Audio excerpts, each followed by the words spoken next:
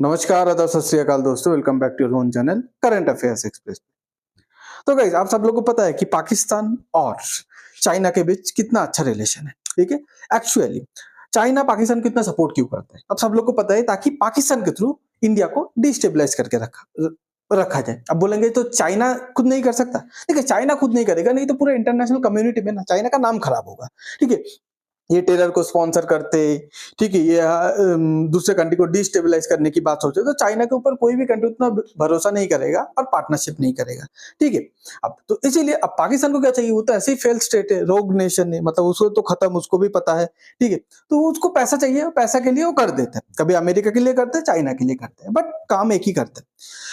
तो आज के डेट पे पाकिस्तान का एक नया बाप, पहले तो पाकिस्तान का लाइक जन्मदाता, ओके, बाप है इंडिया, उसके बाद पाकिस्तान का बाप बना अमेरिका, उसके बाद पाकिस्तान का तीसरा बाप बना आपका चाइना, अभी चौथा बाप आया है, नया बाप आया है मार्केट पे पाकिस्तान के लिए, वो है टर्की।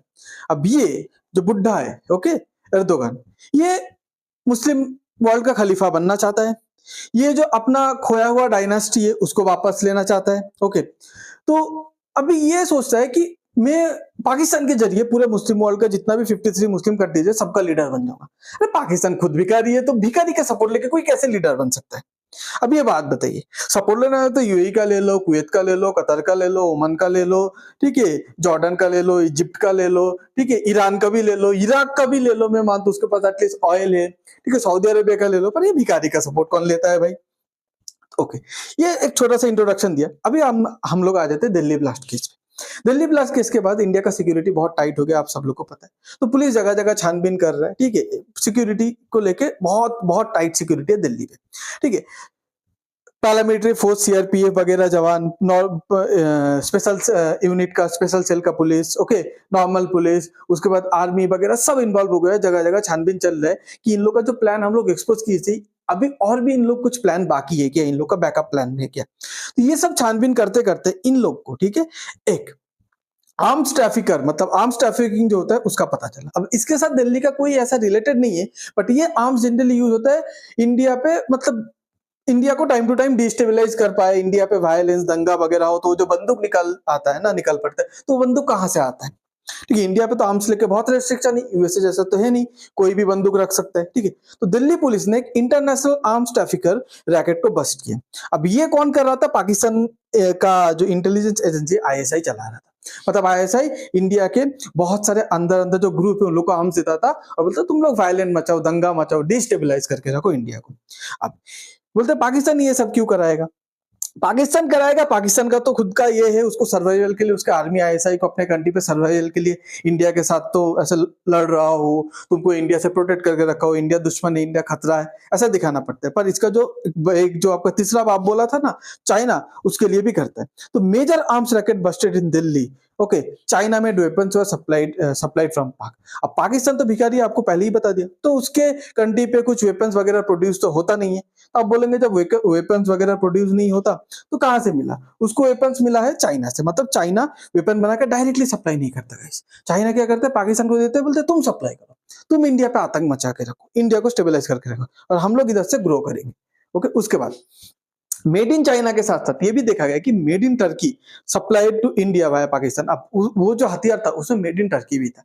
तो आज के डेट पे पाकिस्तान का मार्केट पे, जो नया पाकिस्तानी मार्केट पे जो उसका नया बाप आया है टर्की, ठीक है, तो उन लोग भी इंडिया को डिस्टेबलाइज करने के लिए बहुत सारे पैतरा आजमा रहे हैं। उन लोग भी चाइना की तरह एक खेल खेला है कि डायरेक्ट सप्लाई नहीं करेंगे, पाकिस्तान को दे देते, फिर उन लोग सप्लाई करता रहेगा। ओके, अब चाइना को हम लोग को सही में सबक सिखाना चाहिए, कहीं जवाब देने का टाइम आ गया। कहीं ना कहीं हमारा गवर्नमेंट एक्शन नहीं ले रहा है, रिलेशन अच्छा करने की सोच रहा है, पर चाइना रिलेशन अच्छा नहीं करना चाहते। China supplying arms, providing hideout to north east military.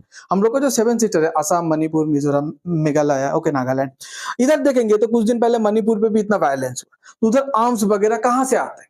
वो आता है म्यांमार का बॉर्डर के थ्रू। अब म्यांमार भी सेम है कि म्यांमार एक मतलब कंट्री, उसके गवर्नमेंट को ब्लेम नहीं कर सकता। म्यांमार का कंट्री का गवर्नमेंट कोलैप्स कर चुका है, तो different different region, different different rebel group control करते हैं। उसमें से कुछ रेबल ग्रुप साथ दे रहा है चाइना का, चाइना उन लोग को देता है, वही रेबल ग्रुप इंडियन बॉर्डर के अंदर, मतलब नॉर्थ ईस्ट के अंदर ये सब हथियार लेके आता है और नॉर्थ ईस्ट को एकदम डिस्टेबलाइज करके रखे। तो इंडिया का कश्मीर, इंडिया का नॉर्थ ईस्ट, मेन मेन जगह को डिस्टेबलाइज करके रखे। तो चाइना जब बाज नहीं आ रहा, हार नहीं बना, हम लोग चाइना के साथ पार्टनरशिप के बारे में क्यों सोच रहे हैं, हम लोग चाइना से इतना ज्यादा ट्रेड क्यों करें।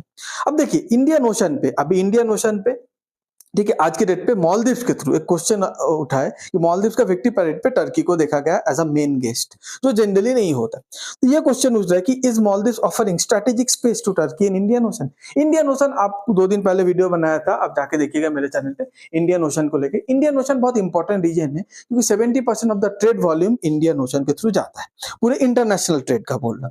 तो उसी स्पेस पे हर कोई अपना जगह बनाना चाह रहा है, वेस्टर्न कंट्रीज, चाइना वगैरह सब कोई। बट आज के डेट पे टर्की मालदीव्स का हाथ पकड़ गई, क्योंकि मालदीव्स एक ग्रुप ऑफ आइलैंड वाला कंट्री है जो इंडियन ओशन पे प्रेजेंट है, इंडिया के थोड़ा नीचे। तो टर्की मालदीव से प्रेजेंस होके या इंडियन ओशन पे इंडिया का जो दबदबा है उसको चैलेंज करने की कोशिश कर रहे हैं।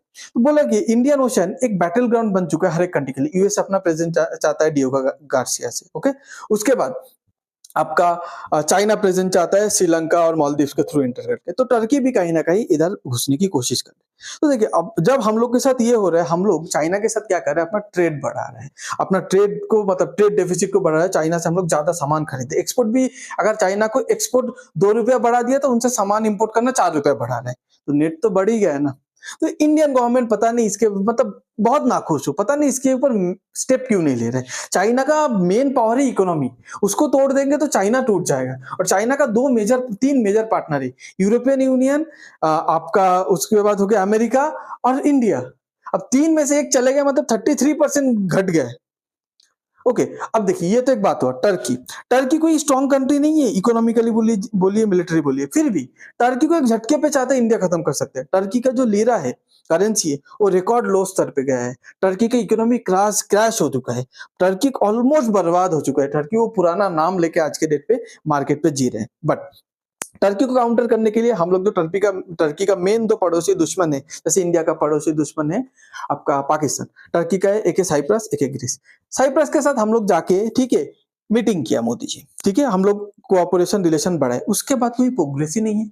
अरे साइप्रस को भी हथियार दो भाई, एटलीस्ट मैं मानता हूँ आज के डेट पे आप इतना जल्दी फाइटर जेट शिप वगैरह नेवल शिप नहीं दे सकते, ठीक है, गन सप्लाई कर दो जैसे आर्मेनिया को कर रहे हो। उसके बाद हाइड्रोजन सप्लाई कर दो, रेडर एडवांस रेडर सप्लाई कर दो। उसके बाद ग्रीस के साथ तो हर दिन झगड़ा होती रहता है टर्की का। तो ग्रीस अपना जो मतलब एयरक्राफ्ट कैरियर या अपना जो नेवल शिप है या अपना जो बेस्ट एयरक्राफ्ट है, ठीक है, फाइटर जेट है, वो ग्रीस के साथ एक एक्सरसाइज करवा लो टर्की बॉर्डर पे, ग्रीस और टर्की बॉर्डर पे। तो इंडिया का प्रेजेंस टर्की बॉर्डर पे डायरेक्ट हो जाएगा। पर हम लोग उसके साथ भी पार्टनरशिप बना के सुस्त पड़े हैं, ठीक है। जब एक्टिवली काम करने से पहले, मतलब सामने वाला तुमको अटैक करे उसके पहले अटैक कर दो ताकि वो अटैक कर ना पाए। पर इधर तो सामने वाला अटैक कर रहा है, फिर भी हम लोग ऐसे चुपचाप बैठे हैं। तो पता नहीं हम लोग का पॉलिसी इधर कहीं ना कहीं फेल हो रहा है। आपको अगर ये वीडियो अच्छा लगता है तो please like share and subscribe. आप का ये पूरा जो टर्की और चाइना जो भी प्रेशर क्रिएट कर रहे हैं, इसके बारे में आप क्या सोचते हैं, इंडिया कैसे रिप्लाई दे सकते हैं, प्लीज कमेंट पे बताइएगा। Thanks for being here, your time really matters. God bless you.